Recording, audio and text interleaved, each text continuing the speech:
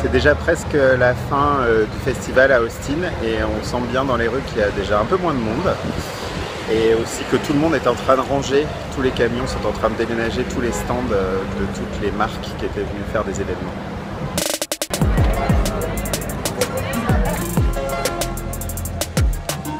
Beaucoup parlé de la VR, la réalité virtuelle, mais pas tout à fait comme on s'y attendait, pas que du côté du jeu, mais du côté de la santé. Aujourd'hui, il y a pas mal de chercheurs qui s'intéressent aux effets que ça a sur la santé, et par exemple, l'aide que ça peut apporter pour les gens qui ont vécu un traumatisme. J'ai vécu un tremblement de terre, j'ai été choqué. Si on me replonge dans la VR, dans ce moment que j'ai vécu, ça va me permettre de prendre de la distance et de plus facilement me remettre. De la même manière, dans les gens qui sont en rééducation et qui n'ont plus l'usage d'un membre, si on les plonge dans la VR et qu'ils ont l'usage de ce membre, eh bien le cerveau va réapprendre plus vite à l'utiliser. Voilà, c'est formidable et c'est inattendu. C'est ça South by Southwest.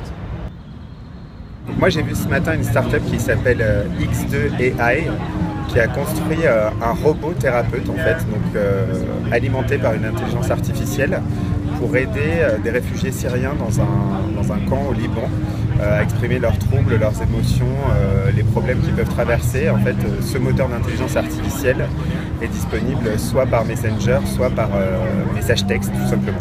Donc ça pose évidemment des questions, à savoir si jamais il y a un problème très grave, de qui c'est la faute, sur qui retombe la responsabilité. Sachant que le créateur de l'application répond que en fait, quand l'intelligence artificielle reçoit des mots ou comprend que la conversation est en train de dériver, il fait appel automatiquement à un humain qui prend le relais en cas de problème très grave. On parle souvent de wearable ici à South by Southwest. Une nouvelle étape est en train d'être franchie puisque je viens d'assister à une conférence avec Tan Lee de la société Emotive qui parle maintenant de wearable pour le cerveau.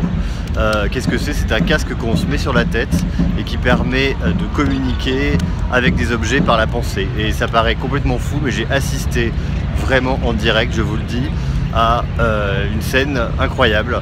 Elle prend quelqu'un dans le public, elle lui met le casque et en gros, après quelques minutes de setup, la personne, par la force de la pensée, fait avancer une petite boule qui est devant lui. Voilà. Je l'ai vu, c'est totalement dingue.